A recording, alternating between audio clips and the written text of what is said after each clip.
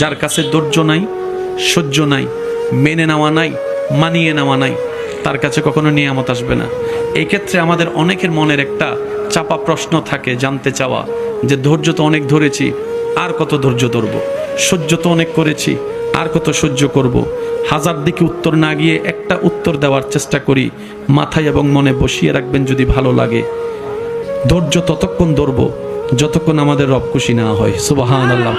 যতক্ষণ রব খুশি না হবে ততক্ষণ ধৈর্য, ততদিন ধৈর্য, তত মাস ধৈর্য, তত বছর ধৈর্য। কারণ আল্লাহ তাআলা জানেন কখন নিয়ামত দিলে আমাদের জন্য ভালো হবে, এটা আল্লাহই ভালো জানে। ওই হুকুম আসা পর্যন্ত অপেক্ষা করতে হবে, এটার নামই ধৈর্য।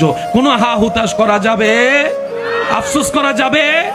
আল্লাহ দিল আলহামদুলিল্লাহ, না দিল আলহামদুলিল্লাহ।